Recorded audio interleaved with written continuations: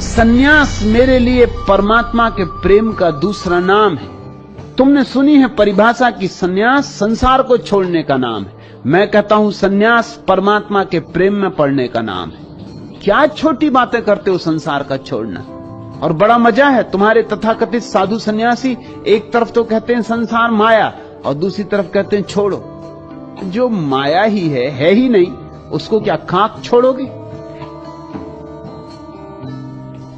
सन्यास साधन नहीं है कि किसी साध्य को पाकर और पूर्ण हो जाएगा।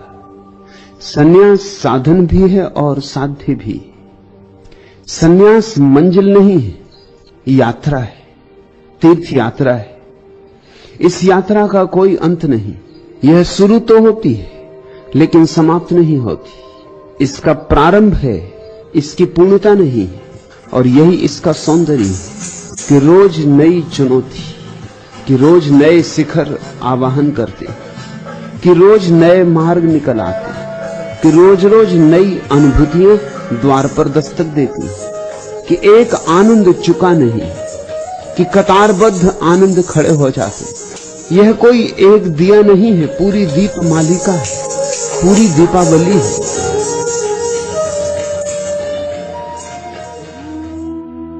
जिसको तुम खोज रहे हो वो तुम्हारे भीतर मौजूद है। जिसके लिए तुम जन्मों जन्मों से भटक रहे हो उसे एक क्षण को भी तुमने गंवाया नहीं। वो सदा से तुम्हारे भीतर बैठा है। अपने भीतर लौट आओ, जरा लौटो। बस इतना ही तो मेरा शिक्षण है।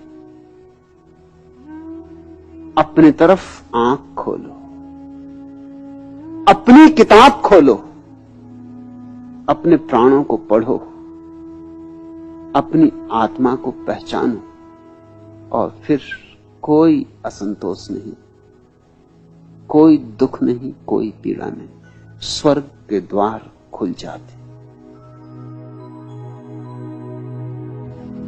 सन्यास को मैं पहली बार पृथ्वी के प्रेम में संलग्न करना चाहता हूं, क्योंकि मेरे लिए पृथ्वी और परमात्मा में भेद नहीं है, अभेद है।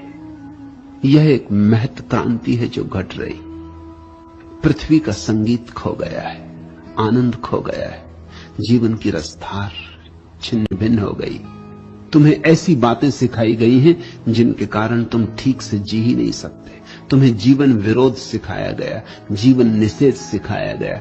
तुम्हें आत्मघाती वृत्तियों की निरंतर उपदेशना दी गई है। तुम नाच भूल गए, तुम गीत भूल गए। वीणा पड़ी है तुम्हारे हृदय की और तुम तार नहीं छेड़ते। सन्यास एक नई झंकार को जन्म देना है।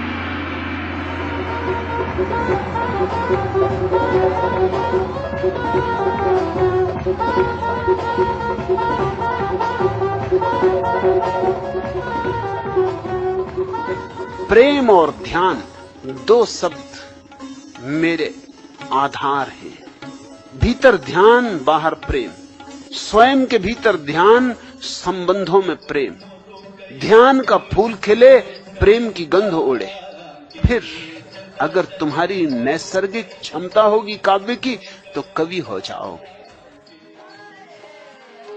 अगर नैसर्गिक क्षमता होगी संगीत की, संगीतज्ञ हो जाओगे। नर्तक की तो नर्तक हो जाओगे। मूर्तिकार की तो मूर्तिकार हो जाओगे।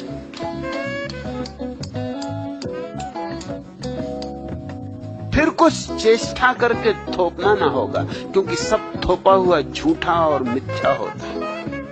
फिर तुम्हारी जो नैसर्गिक क्षमता होगी उसका ही आविर्भाव होगा। और जब भी कोई व्यक्ति अपनी स्वस्फुरना से जीता है, कवि हो, चित्रकार हो, मूर्तिकार हो, नर्तक हो, या इनमें से कुछ भी ना हो, दुनिया पहचान सके ऐसा कुछ भी ना हो, बिल्कुल साधारण सा व्यक्ति हो, फिर भी उसके जीवन में काव्य होता है, सौंदर्य होता है, संवेदनशीलता होती है, क्योंकि उसके भीतर समाधि होती है।